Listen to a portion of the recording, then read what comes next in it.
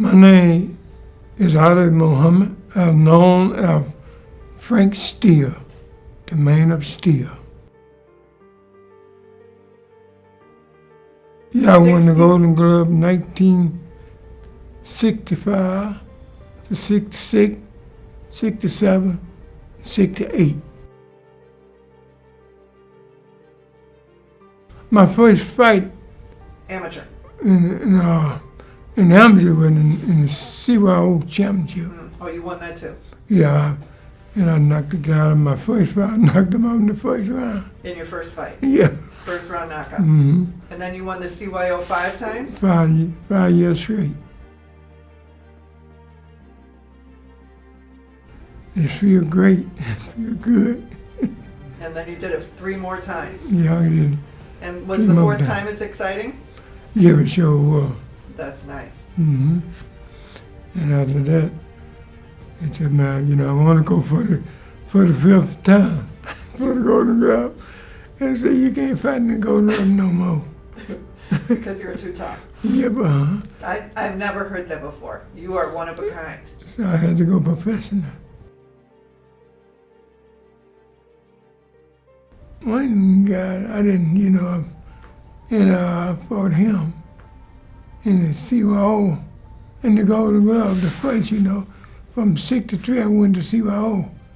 In 64, I fought in the Golden Glove, and I lost a decision to, I had only my second fight.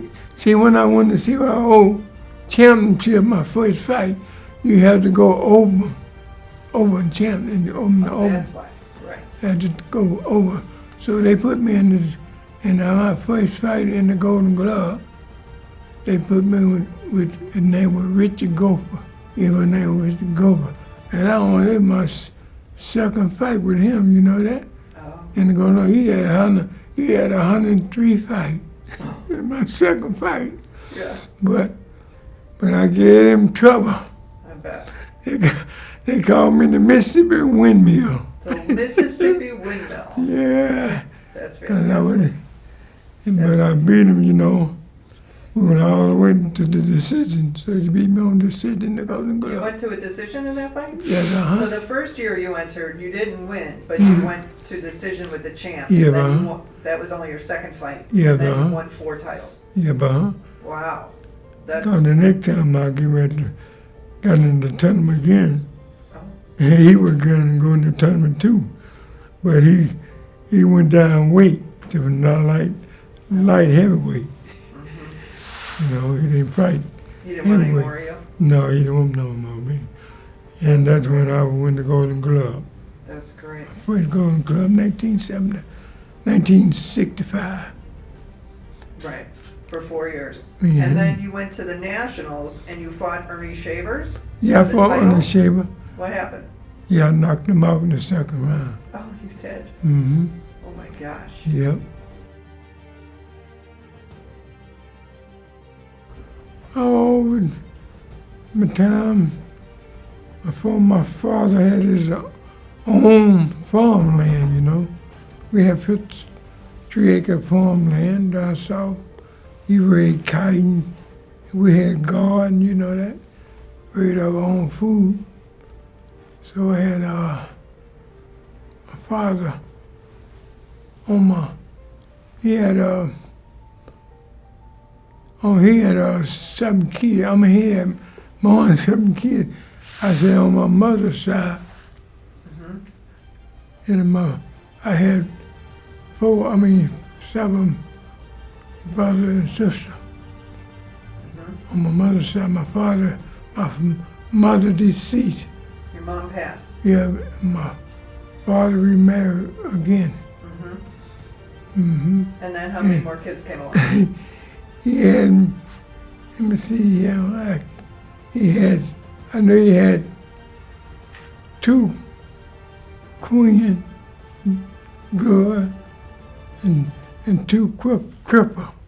2 triplets? 2 cripple, one had 2 bars and 1 good.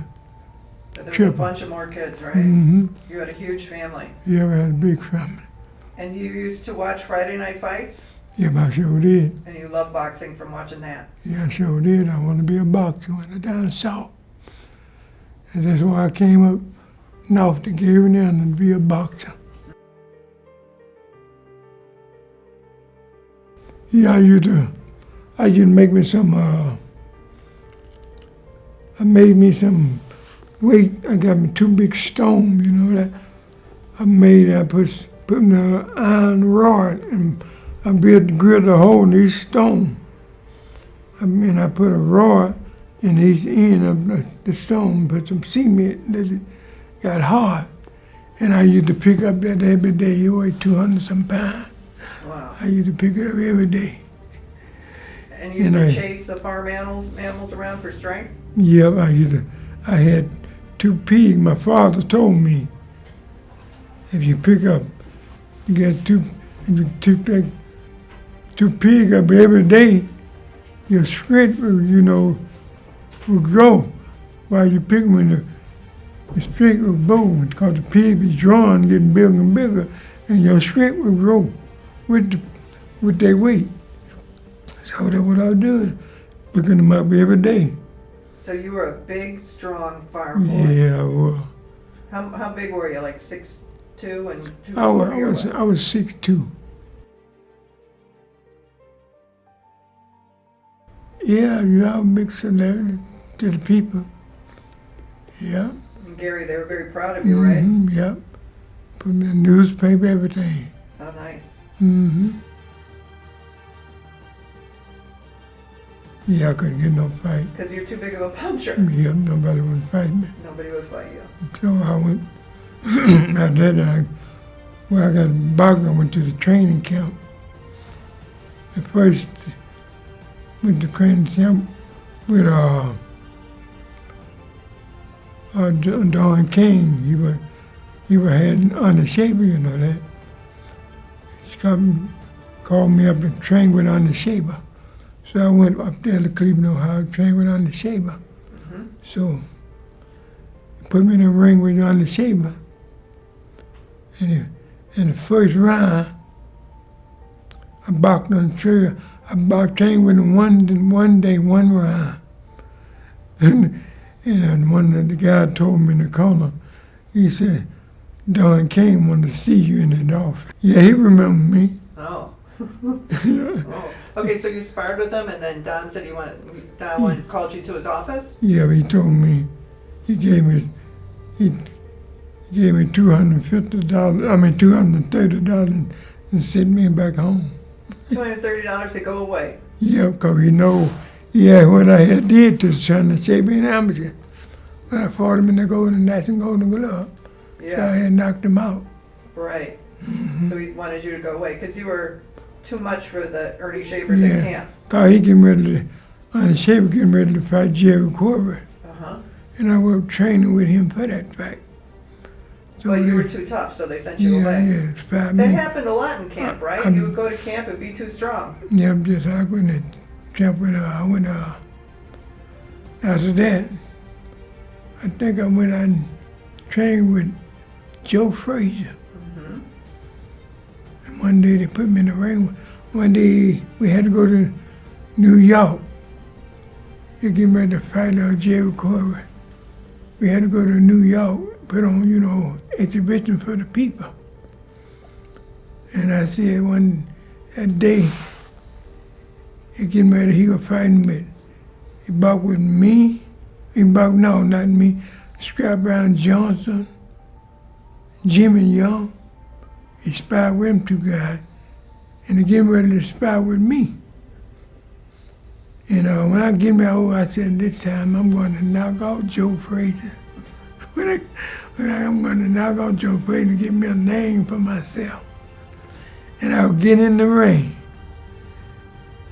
His trainer, Eddie Freight, stopped me and told me no more boxing. Because he know what I was going to do. I was getting ready to get in the ring and knock out Joe Frazier. Get my name for myself. He know I was going to do that. So that's why I didn't get a chance to do that. So then you got a call to go to camp with Ali. Yeah, uh-huh. And what happened then? So I went up there to call me, go there to go to your hood where I had did to Honest Shaver, all them guys. So they called me up to train with him. So it is Youngblood, one of his trainers. He told me to go up there and try to tear Muhammad Ali's head off, get him ready for his second fight with Joe Frazier, because Joe Frazier had beat him in the first fight. So when I got in that ring with Muhammad Ali, man, I went out there hitting him with right hand, right hand. He was playing with me, you know that? You don't play with me. And I hit him with the right hand, and I knocked him out. You knocked out Muhammad Ali. Got both in the ground, count him out on the camera. He was down for 12 seconds. And when he got up, 12 seconds. But after when he got up, he didn't play with me no more. He stayed away from me. So that's why I didn't knock him out again. Did you stay in the camp? Did they let you stay? Yeah, he let me stay that time. That's good. Muhammad. See, when I was getting ready, I said I thought I was going to go back in the training camp. See, Muhammad Ali and George Palmer, they getting ready to fight one another, you know. So I said I want to go back to the training camp with Muhammad Ali. I told my man to get me back in the training camp with Muhammad Ali. I said this time go back with him, I'm going to knock him out cold, make sure he won't get up. So I tried to get back in training camp with Muhammad Ali. My manager kept calling up there and trying to get me in the camp with him. So he couldn't get me, kept calling him, but Muhammad had got all his sparring partner, 5 pound sparring partner. So he called down California, Dick Saller, George Palmer manager, told him what I want to send me down there to box, train with George Palmer, because he told him what I had did to Muhammad Ali. So Dick Saller called me for me to come down there. So I went to California. So when I went down there, down Haywood, California, for training. So when I first got there, see, I was in good shape. You know, I said, next time I go with Muhammad Ali, I'm going to knock him out. See, I thought I was going to go with Muhammad Ali. See, I was running 10 miles a day, every day. I feel so strong. I feel like I could pull a tree up out of the ground. That's how strong I feel, because I'm running 10 miles a day, every day. And when I got down to California, and Dick Saller, he just looked at me. He didn't put me in the ring with George Palmer right away. So he just wait until a few days. And one day, down in California, he put me in the ring with George Palmer. Man, I came out there on George Palmer. I hit him with right hand. I hit him, beating him down. And Dick Saller, he stopped it. Dick said, stop. And he told me to get out of the ring. I got in the ring, so, and after that, we getting ready to go over to Akron. And we went over there. After that, we got in Akron. I trained with George Palmer 2 times over there. In Africa? Yeah. So they're getting ready for the Rumble in the Jungle? Yep.